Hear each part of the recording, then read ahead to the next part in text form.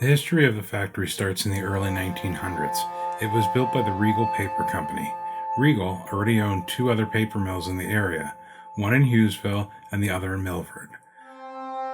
Little is recorded about what the Warren Glen facility specialized in, but the massive building was the largest structure around. Several years later, James River officially sold the mill to Custom Papers. Custom Papers also sold the landfill to Crown Vantage, who operated the former Riegal Mill in Milford. Despite both agreeing to carry on the landfill agreement, Crown Vantage stopped accepting waste at the landfill a few short years after purchasing the property. Over the next few years, the company would see a significant restructuring. In 1996, they were bought out by Specialty Paper Board. In 1997, they changed their name to Fibermark. Things changed once again in September of 1999 when it was announced that Fibermark was planning to close the Hughsville mill. They announced plans to add a new $15 million specialty paper production machine at the Warren Glen facility. By 2001, Crown Vantage had filed for bankruptcy. Part of their bankruptcy included the plans to abandon the landfill. In exchange, the company agreed to pay the New Jersey Department of Environmental Protection a measly $1 million to investigate and clean up the property. The DEP withdrew their objection to the bankruptcy. The agreement that Fibermark Company had with the landfill was ignored in the proceedings, leaving Fibermark responsible for the runoff from the landfill. And the Warren Glen landfill was largely ignored except for periodic landscaping. Despite the promises that the new paper machine would enable the Warren Glen mill to operate competitively with the Chinese paper market, the facility was still losing money. The company filed for bankruptcy protection in Vermont in 2004. The company also filed a motion that they would be absolved from the agreement to maintain the runoff of the landfill. The motion was passed, and the DEP did not react. 2 years later, Fibermark formally announced the planned closure of the Warren Glen mill.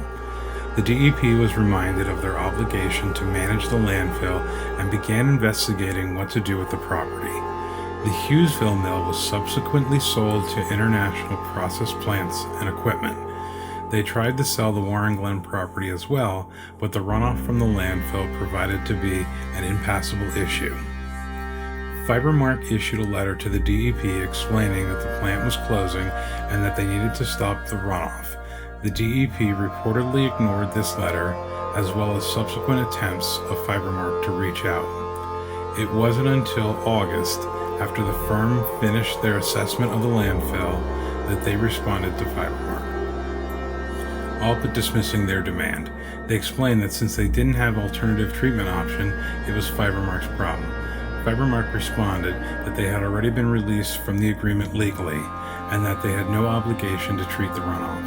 After months of fighting it out, the DEP told Fibermark that they had planned to dig a trench to divert the runoff back to the landfill until a permanent solution was found. Work was expected to be completed by January of 2007.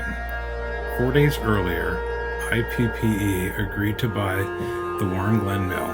However, the deal was contingent on the DEP following through with their plan to finally stop the runoff onto the Fibermark property.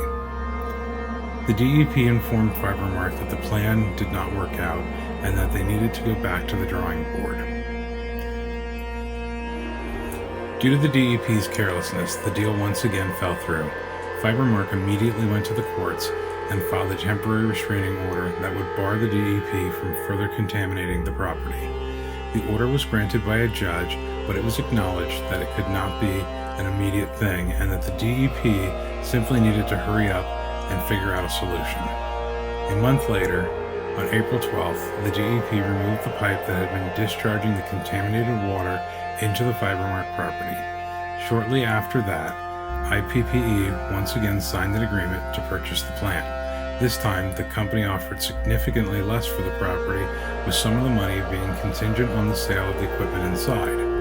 The buildings and the land itself sold for only $400,000.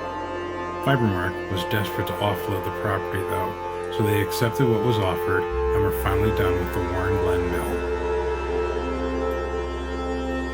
In 2008, when Fibermark sued the New Jersey Department of Environmental Protection, claiming the contamination was responsible for the company's failure to find a buyer for the property, they wanted the DEP to cover some of the financial damages they were directly responsible for. Fibermark claimed that they had to operate their wastewater treatment plant for years after the factory closed, at an estimated nearly $70,000 per month. The company had a witness to back up their agreement with the former Crown Vantage Company. In addition, they had testimony from those at the DEP that were in charge of maintaining the site, as well as those that strong-armed them into continuing to accept the contamination. Though most of the evidence and testimony backed up Fibermark, they lost their case. They were called out by the judge for mishandling their bankruptcy and not adequately notifying the DEP that they needed to take care of the contamination. Thank you everyone for taking the time to explore the Fibermark factory with us. If you like this video, give it a thumbs up. If you're not a subscriber, go ahead and click that button. And until next time, explorers, stay safe.